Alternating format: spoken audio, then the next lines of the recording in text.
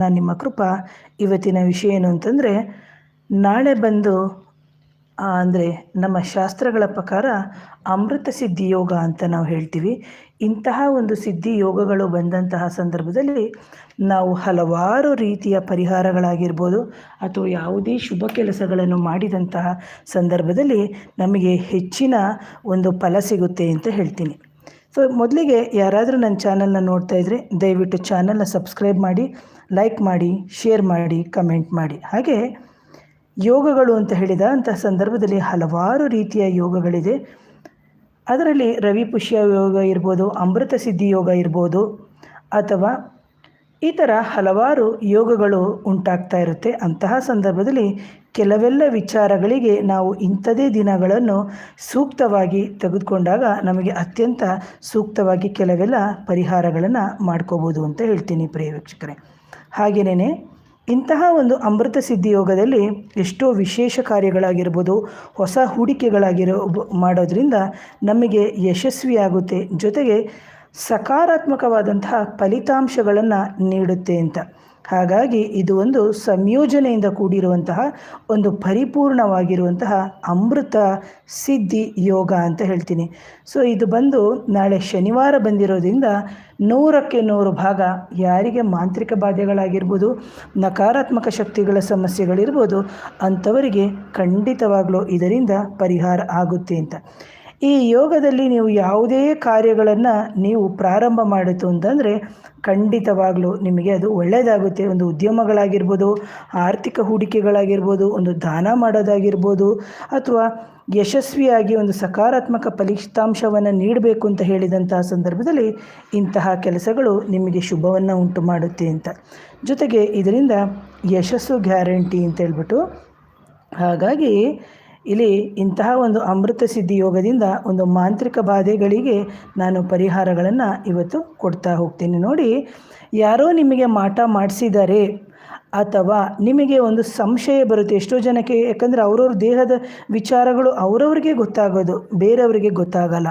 ನೋಡ್ಬೋದು, ಆದರೆ ಅನುಭವಿಸುವಂಥದ್ದು ಅವರೇನೆ. ಯಾರಿಗಾದರೂ ಮಾಟ ಮಾಡಿಸಿದ್ದಾರೆ, ಅದರಿಂದ ನನಗೆ ಸಮಸ್ಯೆಗಳಾಗ್ತಾ ಇದೆ, ದೇಹದಲ್ಲಿ ನೋವು ಬರ್ತಾ ಇದೆ, ದೇಹ ಬಿಸಿ ಆಗ್ತಾ ಇದೆ, ತಲೆಭಾರ ಆಗ್ತಾ ಇದೆ, ತಲೆನೋವು ಆಗ್ತಾ ಇದೆ, ಅಥವಾ ಏನೋ ಒಂಥರ ಕೈ ಹಿಡಿದ ಕೆಲಸಗಳೆಲ್ಲ ತೃಪ್ತಿ ಆಗ್ತಾ ಇಲ್ಲ, ಹುಚ್ಚುಚ್ಚಾಗಿ ಏನೋ ಮಾಡಬೇಕು ಅಂತ ಅನ್ನಿಸ್ತಾ ಇದೆ, ತದ್ವಾ ಕೋಪ ಬರ್ತಾ ಇದೆ, ಈ ಥರ ಎಲ್ಲ ಸಮಸ್ಯೆಗಳು ಇದ್ದಂತಹ ಸಂದರ್ಭದಲ್ಲಿ ನಾವು ಇಂಥ ಪರಿಹಾರಗಳನ್ನು ನಾವು ಮಾಡ್ಕೋಬೋದು.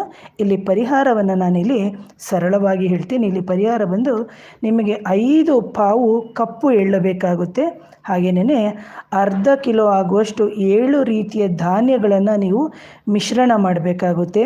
ಹಾಗೆಯೇ 5 ಸೇರು ಬೇಳೆ, 5 ಸೇರು ಉದ್ದಿನ ಬೇಳೆ, ಈ ಎಲ್ಲವನ್ನು ನೀವು ಏನು ಮಾಡಬೇಕು, ಕಪ್ಪು ಬಣ್ಣದ ಬಟ್ಟೆಯಲ್ಲಿ ಕಟ್ಟಿ, ಆ ನಂತರ ಯಾವ ವ್ಯಕ್ತಿಗೆ ಸಮಸ್ಯೆ ಆಗ್ತಾ ಇದೆ, ಈಗ ಗಂಡನಿಗಾಗಿದ್ದರೆ ಹೆಂಡತಿ ಮಾಡಿ, ಹೆಂಡತಿಗಾಗಿದ್ದರೆ ಗಂಡ ಮಾಡಿ, ಅದನ್ನು ಕಪ್ಪು ಬಟ್ಟೆಯಲ್ಲಿ ಕಟ್ಟಿ ಯಾವ ವ್ಯಕ್ತಿ ಈ ಥರ ಸಮಸ್ಯೆಯಿಂದ ಅನುಭವಿಸ್ತಿರ್ತಾರೆ ಅವರ ಎದುರಿಗೆ ಹೋಗಿಬಿಟ್ಟು ಈ ಪರಿಹಾರವನ್ನು ಮಾಡಬೇಕಾಗುತ್ತೆ. ಮಾಡಲಿಕ್ಕಿಂತ ಮುಂಚೆ ನೀವು ನಿಮ್ಮ ಕುಲದೇವರು ಅಂತೇನಿದೆ, ಮನೆ ದೇವರು ಅಂತೇನಿದೆ, ಆ ಕುಲದೇವರು ಮನೆ ದೇವರನ್ನು ಮನಸಾರೆ ಪ್ರಾರ್ಥನೆಯನ್ನು ನೀವು ಮಾಡ್ಕೋಬೇಕಾಗುತ್ತೆ.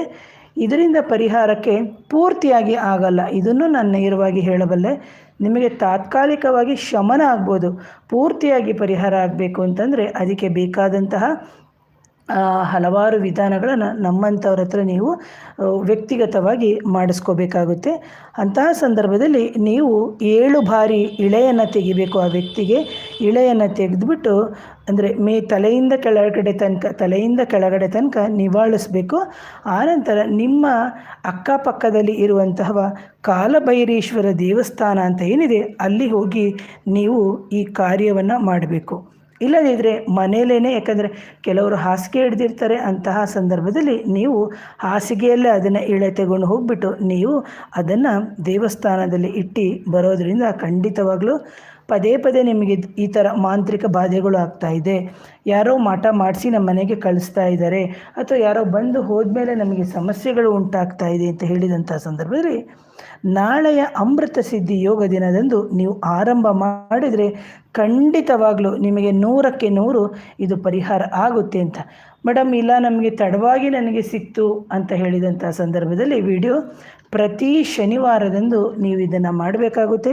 ಪ್ರತಿ ಶನಿವಾರ 9 ಗಂಟೆಯ ನಂತರ ಈ ಪರಿಹಾರವನ್ನು ಮಾಡ್ಕೊಳ್ಳೋದ್ರಿಂದ ಖಂಡಿತವಾಗಲೂ ನಿಮಗೆ ಈ ಮಾಟದ ದೋಷ ಏನುತ್ತೆ ಅದು ನಿವಾರಣೆಯಾಗಿ ನಿಮಗೆ ಒಂದು ಮನಸ್ಸಿನಲ್ಲಿ ಶಾಂತಿ ಸಿಗುತ್ತೆ, ಒಂದು ಮನಸ್ಸಿಗೆ ನೆಮ್ಮದಿ ಸಿಗುತ್ತೆ, ದೇಹದ ನೋವುಗಳು ಒಂದು ಕಷ್ಟಗಳು ದೂರ ಆಗುತ್ತೆ ಅಂತ.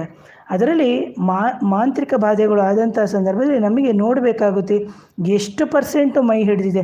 ತುಂಬ ಮೈ ಹಿಡಿದಂಥ ಸಂದರ್ಭದಲ್ಲಿ ನೀವು ಸರಿಯಾದ ಸೂಕ್ತ ನಮ್ಮಂಥ ವ್ಯಕ್ತಿಗಳನ್ನು ಆರಿಸ್ಕೊಂಡು ಇದಕ್ಕೆ ಪರಿಹಾರ ಮಾಡ್ಕೋಬೇಕು. ಇಲ್ಲ ಈಗ ಸದ್ಯಕ್ಕೆ ಆಗಿದೆ ಅಂತ ಹೇಳಿದಂಥ ಸಂದರ್ಭದಲ್ಲಿ ಇದರಿಂದ ನೀವು ಪರಿಹಾರವನ್ನು ಮಾಡಿಕೊಳ್ಳಿ ಅಂತ ಹೇಳ್ತೀನಿ ಪ್ರಿಯ ವೀಕ್ಷಕರು. ಹಾಗೆ ಯಾರಿಗಾದರೂ ಇದಕ್ಕೆ ಸಂಬಂಧಪಟ್ಟಂತಹ ಪರಿಹಾರಗಳು ಬೇಕಿದ್ದರೆ ನನ್ನ ಯೂಟ್ಯೂಬ್ ಚಾನಲ್ಲಿ ನನ್ನ ನಂಬರ್ ಇದೆ, ವಾಟ್ಸಪ್ ಮುಖಾಂತರ ಸಂಪರ್ಕ ಮಾಡಿ ಅಂತ ಹೇಳ್ತೀನಿ. ಹಾಗೆಯೇ ಇಂತಹ ಹಲವಾರು ವಿಡಿಯೋವನ್ನು ಹಲವಾರು ಜನಕ್ಕೆ ಶೇರ್ ಮಾಡಿ ಅಂತ ಹೇಳ್ತಾ ಇವತ್ತಿನ ವಿಡಿಯೋನ ಮುಗಿಸ್ತೀನಿ. ಮತ್ತೊಮ್ಮೆ ಧನ್ಯವಾದಗಳು.